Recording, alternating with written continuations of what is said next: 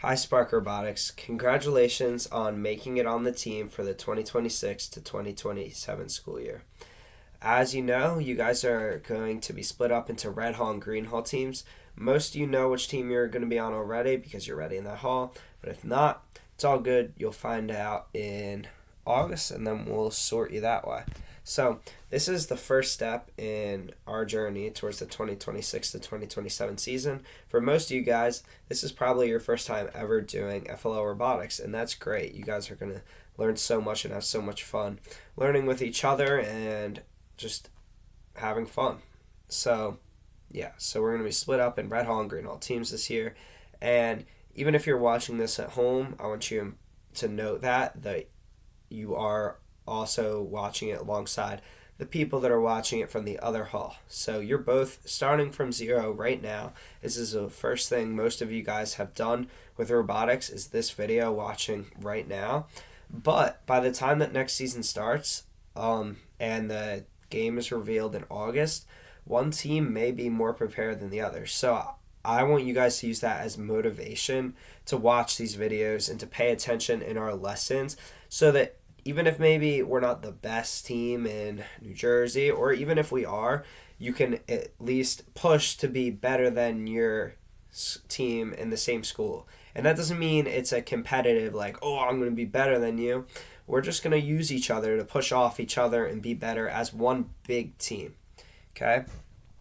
All right.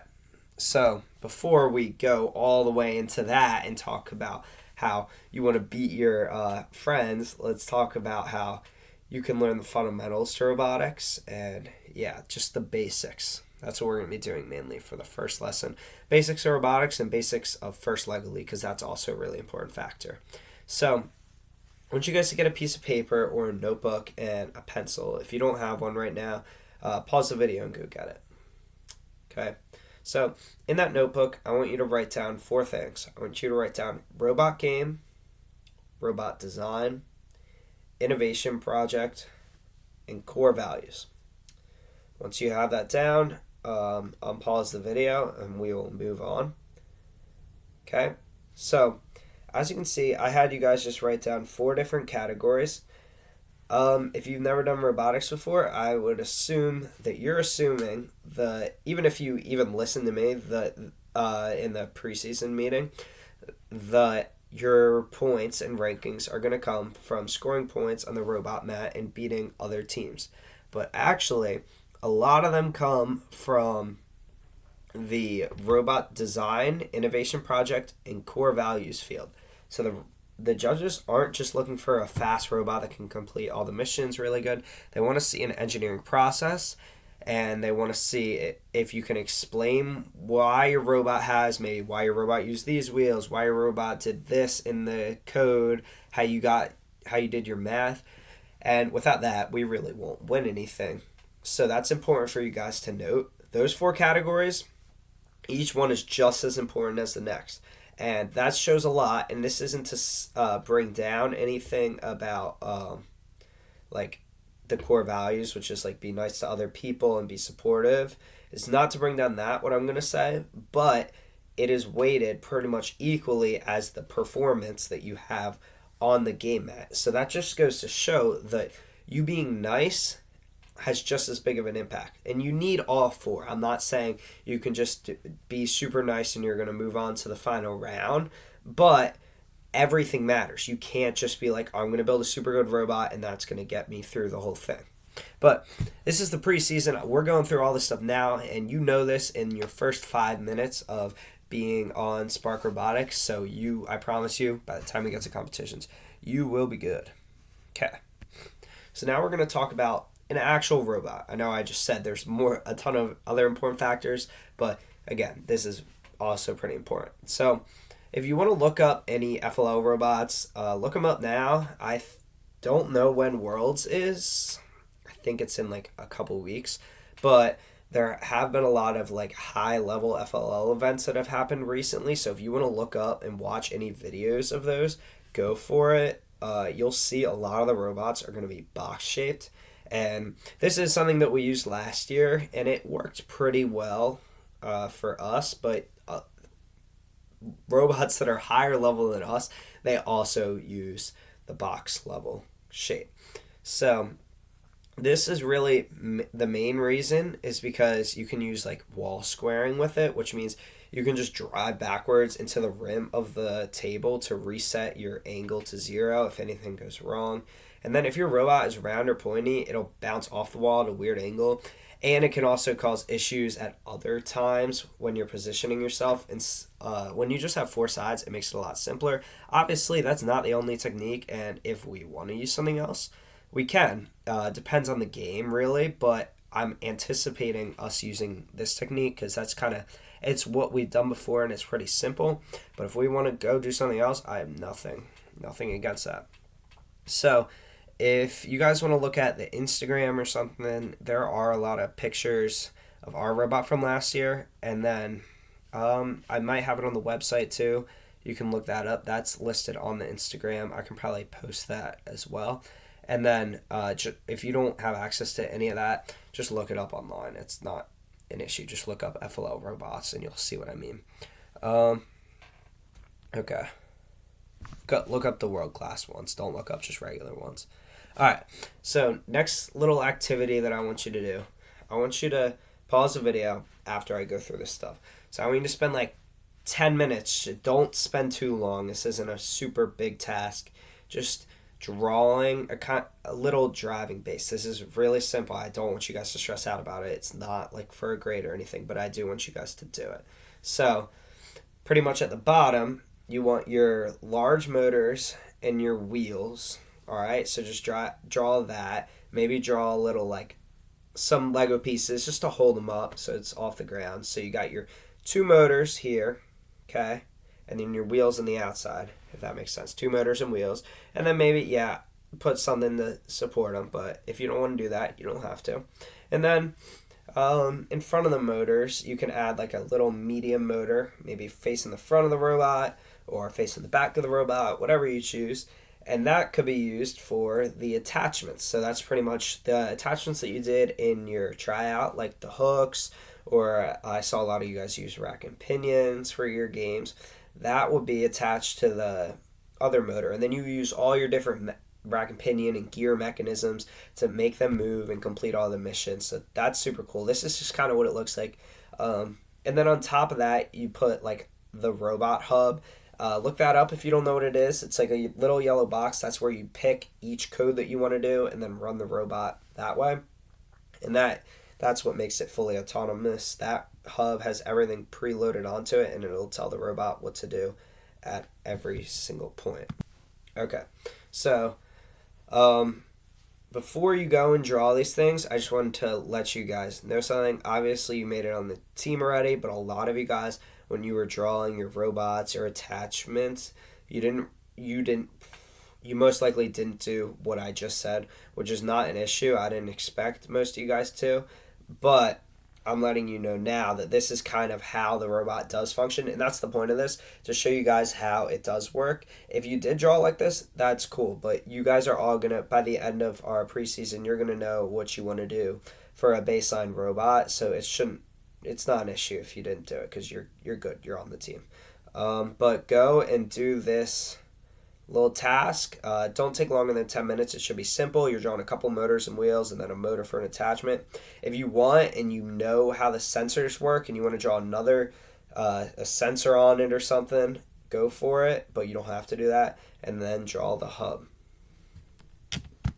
All right, so unpause the video when you're done with that, and I'm going to talk to you guys a little bit more about the math side of FLL Robotics. So, when we're moving a robot, there's multiple ways to move it. You can use revolutions, you can use seconds, and there's one other, I'm pretty sure those are the 2 main ways that you can do it in FLL. We're gonna go with that for now. I think there's one more, but it's fine. So we're not using seconds. I know some of you guys might want to use, and I think we did make that mistake a little bit last year. I'm not 100% sure. Like, go forward for 10 seconds, turn right for 4 seconds. I know you might think that would work great because you got this 2 minute and 30 second clock that you have to finish all the missions on, and this tells you exactly how much every mission's going to take, and it's perfect. But seconds is the motor's going to run at, let's say you have it set at 75%. Your motor's spinning at 75% of what it can for 8 seconds, and then it'll turn and do 75% for 4 seconds or whatever. But that 75% is relative to what you have your battery, your motors, and your battery charged at. So let's say your battery for your robot is almost dead. I don't know. It's been an entire day of competitions. You only got to charge it once, and it's almost dead. And you run your code to run for 8 seconds, and it goes 8 seconds at 75%, and it's going like this. But at the first competition, it was going like this, and then you don't get to your mission. You're missing it, and there's really nothing you can do in that situation. Obviously, we're going to charge our robot, but even throughout one run, the battery does end up dying. So even if it's not much, the robot's going to slow down a little bit if you use seconds. So yeah, and then these missions are very precise. Some of them, not all of them, but some of them are very precise. So you really don't want that to happen. And anything can really happen when you're there, bumps in the mat. So making it so that we are pretty much 100% accurate before we get there with what we have makes it so that when we get there, when stuff goes wrong, it's not as much as if we already have stuff going wrong going into it, if you know what I mean. So now that you guys get that we're not using seconds, we're going to use rotations. One rotation of a motor is one rotation of a motor. It's going the same 360 degrees around, and yeah, it's not good. That's not going to change. It's going to go the same amount. You got it going one rotation when it's 100% battery, it goes one rotation. One rotation when it's at 50%, it's going to go slower, but you'll still get there. And if we're charged, that won't be that huge of an issue, and yeah, we should be good. And then again, later in the game, maybe the battery's dead more. It'll slow down maybe like 95% than what it was at the start. But when you're still doing one rotation, that's not going to cause a difference. What's going to cause the difference is getting 95% to where you want to be, and then the robot stopping, if you know what I mean, from that. If you have any questions about that, let me know. I know that's like big brain dump. Okay. So, you're saying rotations, how am I supposed to go 5 inches in rotations? That doesn't make any sense. Spin a wheel 5 times, like what do I do? So we're going to use the circumference equation, and I don't know if you guys know what that is. So the circumference equation is going to be, sorry, I just had to check my numbers. Circumference equation is going to be diameter times pi. So if you haven't done that before, that's just a simple circle equation. 2 pi r is also another form of that, but we can do diameter, that's fine. So let's say our wheel is 5.6 centimeters, or we'll do inches. We'll do 2 inches, and then we multiply it by pi. That's going to be 6.28 inches. So then every time your wheel goes around, it's going 6.28 inches. I know that's a lot. That's not accurate. Let's change that number to like 2 inches. Let's say every time it goes around, it goes 2 inches, but you're using that formula. If you want to try some, I'll give you a couple problems a little bit later. But so, yeah. So let's say every time our circumference is 2 inches. And then let's say our mission is 5 inches away.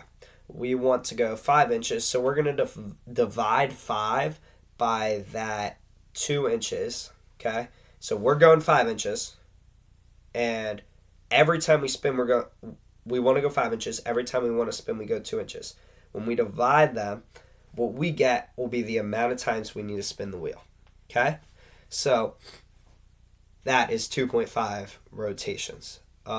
So yeah, if it's 5 inches away, we put 2.5 rotations. No matter how fast the robot is going, it will go 2.5 rotations, and yeah, it'll get to where we need to be. It'll go 5 inches. I'm going to give you a couple problems that you can write down. First, I want you to write down the circumference equation. So write down C equals to our pi, or c equals diameter times pi, d pi, and I'm going to give you a bunch of radiuses and a bunch of distances that you need to travel, and then you guys can get back to me with the amount of rotations that you're going to need for that. So the first one, let's say the radius is going to be 0.5 inches and you need to travel 6 inches. You guys can round to the nearest tenth of a rotation. And then write all your answers down. And I'll just check them when we have our meeting. Next one will be your radius is 0.75 inches and it needs to travel 4 inches across the mat. Okay, and then your last one will be the radius is 1 inch and it needs to travel 8 inches across the mat. Okay, so just get those. Try them out. They're just to practice. They're pretty simple math equations. If you don't remember, you multiply the diameter by pi to get the circumference, and then just divide how far the robot needs to go by that circumference to get the amount of rotations. Okay. Now we're going to be talking about sensors. If you were on the team last year, you know we didn't really use that much sensors, and it cost us, to be honest. But this year we're going to be using a lot more in the sensors department, depending on the game. Last year, if you watched well, you did because you did the tryout. There were a lot of black lines on the field that you could use sensors, and you'd either put one sensor on each side and follow a line and it would go like that and fix itself, or you'd put one on one side and it would follow a line a little less accurately, but it would follow it pretty good. And then, yeah, that's how it would go, and it would go to the missions, and you could do them pretty well. You wouldn't really need to do what I said with the 5 revolutions and stuff all the time. You do it sometimes, but you wouldn't have to do it all the time. Last year, there were pretty much none, and we just didn't really use sensors. We had them, we used them for a couple missions, but for the most part, we didn't use them. This year, I'm hoping they go back to using the black lines because that's what they have been doing for a long time, and they just kind of stopped last year. But I'm going to anticipate that they are doing it. If not, I just talked about how we're going to move, but if they are, this is how we're going to move around a lot. So, picture yourself walking around, okay? Maybe you're a little robot, you're walking around, walking forward like 10 steps forward, and you got to go like 4 steps to the right as you're going forward, or let's say 10 feet forward and 4 feet to the right, and then you got to go 1 foot to the left, and you're doing that with your eyes closed. Now do it with your eyes open. It's a lot easier. So it's pretty much a robot without sensors is pretty much just like a person driving with their eyes closed. They're doing it from where they think they need to go, but they can't see and they can't make adjustments like a sensor can. So next season, we're going to use these things called color sensors, which look down at the bottom and they can see the lines. And then there's also the lines to follow the lines, what I was talking about earlier. And there's also gyro sensors that we might use, and these help the robot turn perfectly at wherever it needs to. Depending on how we set up the code, it'll work perfect. So the most important logic in FLL is going to be like the if, then, and else.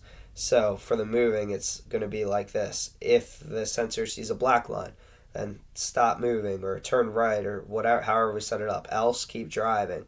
You know, we're going to be using that stuff all the time in our movement, and we're going to use it in when we're lifting things up and all of that fun stuff. But that's a big thing in movement, the if, then, and else.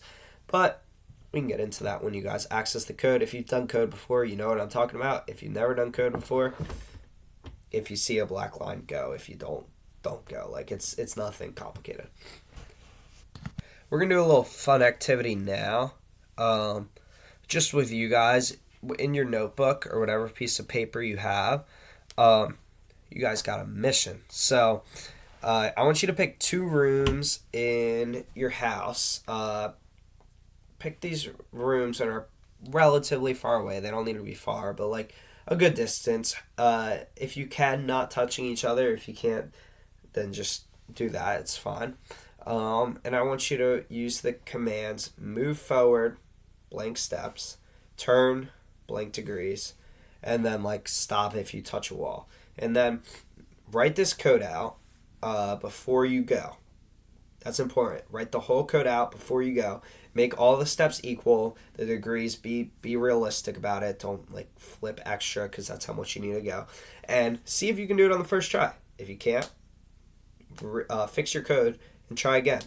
Then try again. And then try again. And then hopefully you'll get it. And pause the video and come back once you finish that. Okay? So pretty much the point of that is just to show you that unless you got it on the first try, then that's great. I'm proud of you.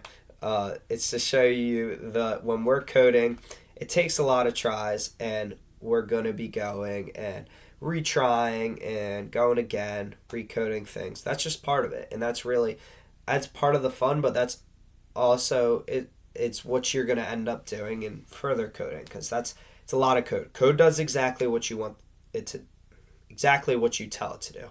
It's not always a good thing, not always a bad thing. All right, next step. And this is going to be our last little activity. This one just revolves around the innovation project. So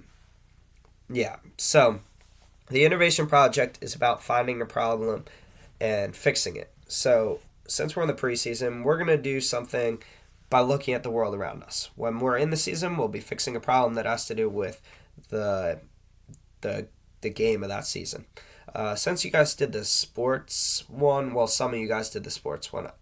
I'm not entirely sure if I signed that for the innovation project. I think I signed it for the robot design. But since we're in that sports area, I'm pretty sure you guys all did that. I want you guys to think about sports. So if you play any sports, that's cool. You can do that sport. If you don't play any sports, that's also cool, not an issue. So think about a problem that a sports player or a sport itself has. So like a soccer player, swimmer, a runner, a football player, maybe a football team, or like a hockey team, a lacrosse team, something, whatever. And think about an issue that they may have. An example would be like, is there a gear that keeps on does the gear keep on breaking for like a hockey team?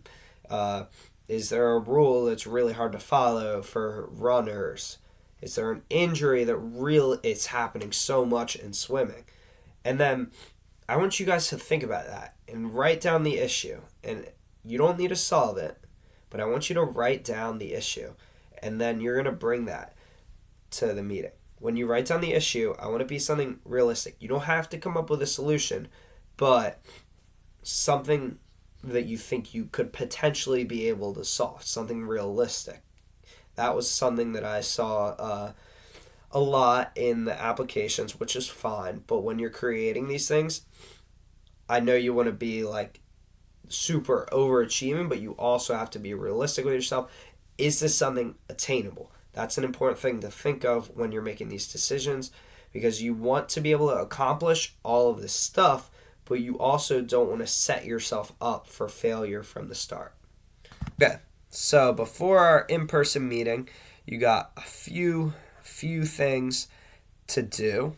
So I want you to show me your sketch from the robot, just simple. Again, you already made it. It shouldn't be complicated. Show me those problems that I gave you. I don't care if they're wrong. I just want to see that you guys attempted to do them.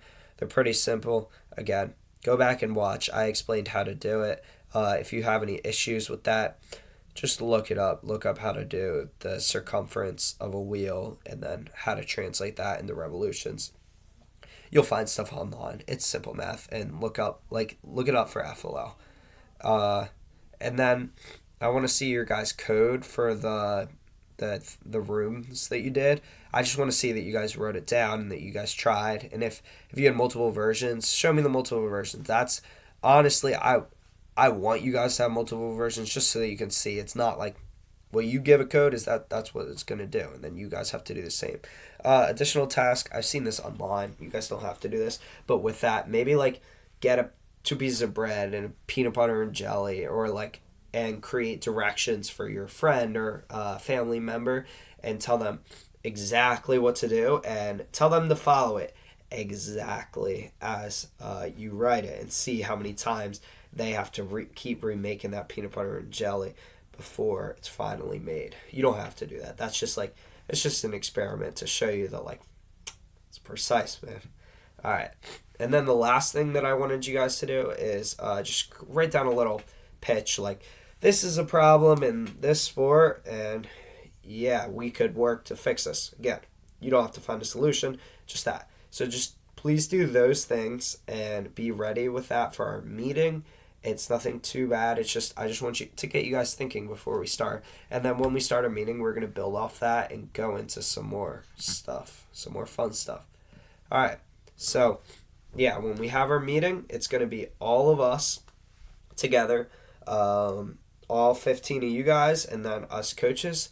So I really look forward to meeting you guys in person. I know there's probably about half of you guys that I haven't seen yet. If you're in or if you're in elementary school right now, don't worry about coming to the meetings. They're going to be at Macy. That's not a responsibility for you. I don't expect that.